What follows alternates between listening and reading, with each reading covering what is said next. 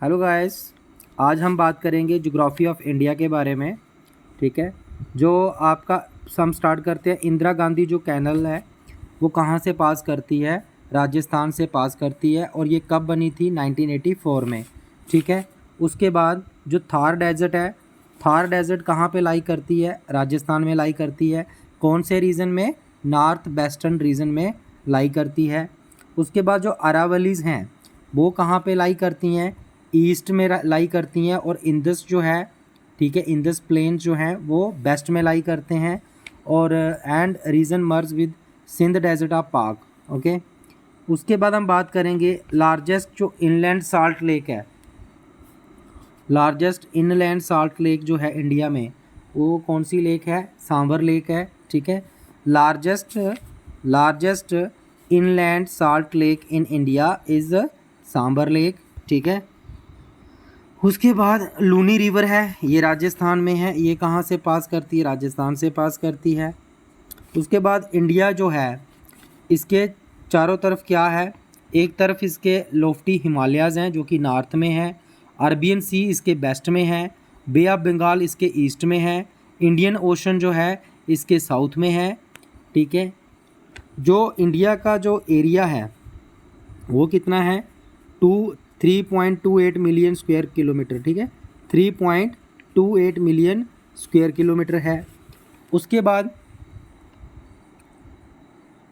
North south जो extent है India की, north south extent of India, ठीक है, north south extent of India जो है वो कहाँ से कहाँ तक है?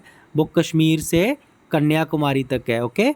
और उसकी जो लेंथ कितनी है? Exact length 3214 kilometre. उसके बाद जो ईस्ट वेस्ट एक्सटेंट जो है, ठीक है, वो कहाँ से कहाँ तक है? ईस्ट वेस्ट की बात करें, ईस्ट से लेके वेस्ट तक, तो अरुणाचल प्रदेश टू कच्छ गुजरात। ठीक है। अरुणाचल प्रदेश टू कच्छ गुजरात। ओके। और इसकी जो लेंथ है, एग्जैक्ट लेंथ कितनी है? 2933 किलोमीटर। ओके। देन लैटिट्यूडनल जो एक्सटेंट है इंडिया का वो बड़ा होता है किससे? लॉन्गिट्यूडनल एक्सटेंट से। Latitude extent of India is always greater than longitudinal extent. India जो है वो कहाँ पे लोकेट करता है? नॉर्दर्न हेमिस्फीयर में। ठीक है। इंडिया कहाँ पे लोकेट करता है? Northern and eastern hemisphere. ठीक है। ये क्वेश्चन आता है कि इंडिया जो है वो कहाँ पे लाई करता है, लोकेट करता है? नॉर्दर्न एंड ईस्टर्न हेमिस्फीयर में। ट्रॉपिक ऑफ कैंसर जो है वो कितने डिग्री पे होता है? 23 degree 30 inch north passes through. Tropic of Cancer जो है halfway through the country pass करता है। ये 8 स्टेट्स से पास करता है। आगे आपको बताएंगे जो कौन कौन सी स्टेट्स हैं। Latitude 8 degree 4 inch north and 37 degree 6 inch north जो है फ्रॉम साउथ टू नॉर्थ है ये। और लॉन्गिट्यूड जो है इसका वो 68 degree east and 97 degree 25 east जो है फ्रॉम वेस्ट टू ईस्ट है ये।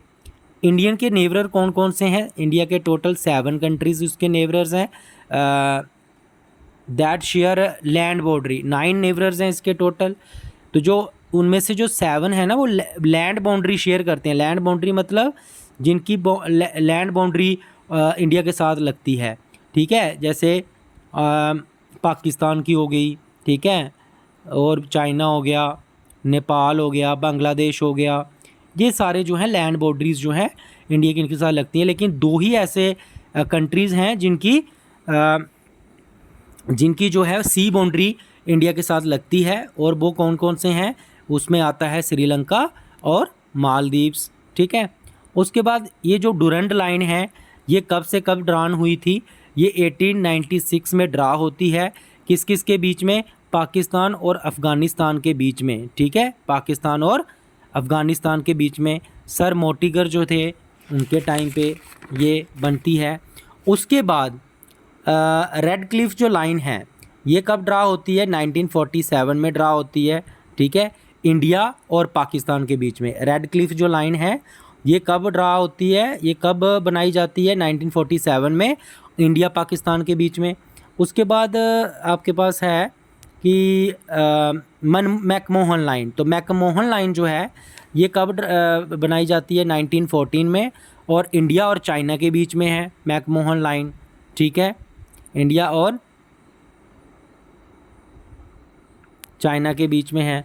उसके बाद आपका 29th पैरेलल आता है, वो किस किस के बीच में होता है? पाकिस्तान क्लेम करता है कि ये इसकी बाउंड्री है, ठीक है, between India and Pakistan run of Kutch वाले एरिया में, ठीक है, बट इंडिया जो है वो इसको एक्सेप्ट नहीं करता है।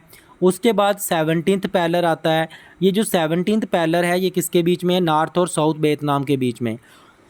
17th पैरेलल किस किस के बीच में है? नॉर्थ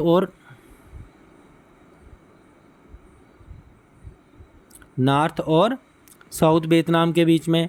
उसके बाद 38th जो पैरेलल है वो किस किस के बीच में है? नॉर्थ कोरिया और साउथ कोरिया के बीच में, ठीक है। उसके बाद 49th जो पैरेलल है वो कनाडा और यूएसए के बीच में है। उसके बाद हिंडबर्ग जो लाइन है ये जर्मनी और पोलैंड के बीच में है। हिंडबर्ग लाइन जर्मनी और पोलैंड के बीच में। उसके बाद मैग्नेट लाइन जो है ये जर्मनी और फ्रांस के बीच में है। मैग्नेट लाइन जो है जर्मनी और फ्रांस के बीच में है।